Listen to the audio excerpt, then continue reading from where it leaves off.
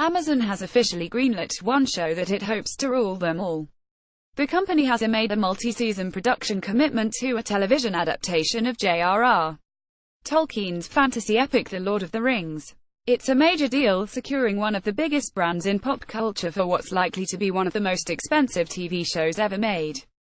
But there's a catch. Creatively speaking, the series will explore storylines set before the events in the first LOTR novel, The Fellowship of the Ring. In other words, the war to destroy the One Ring as chronicled in Peter Jackson's Oscar-winning trilogy of films will not be told in the TV version. So this story is either set before The Hobbit or in between The Hobbit and LOTR. This something we've seen with other recent TV series when they tackle major cinematic titles with certain rights restrictions.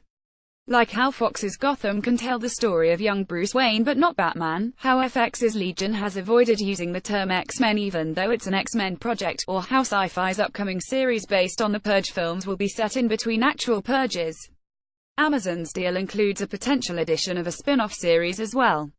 We are delighted that Amazon, with its long-standing commitment to literature, is the home of the first-ever multi-season television series for The Lord of the Rings, said Matt Galzer, a representative for the Tolkien Estate and Trust and HarperCollins. Sharon and the team at Amazon Studios have exceptional ideas to bring to the screen previously unexplored stories based on J.R.R. Tolkien's original writings. There's no cast or premiere date yet, but the series will eventually on Amazon Prime. The move by Amazon comes as HBO prepares to conclude its mammoth fantasy hit Game of Thrones, which will almost certainly premiere its final 6 episodes in 2019. HBO is developing multiple potential prequel series based on author George R.R. Martin's Westerosi history, though none are guaranteed to air. In a way, Amazon's LOTR project and HBO Got prequels face the exact same challenge. The great high-stakes story and beloved characters that made each tale such a classic will have already been told, and both benefited from mining a fantasy author's years of extraordinary effort producing more than 1,000 pages of intricate creative storytelling.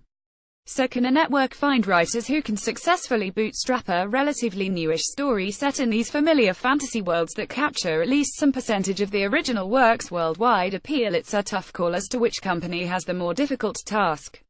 For Amazon, the stakes are rather low. The company's stock is trading at an incredible $1,138 per share.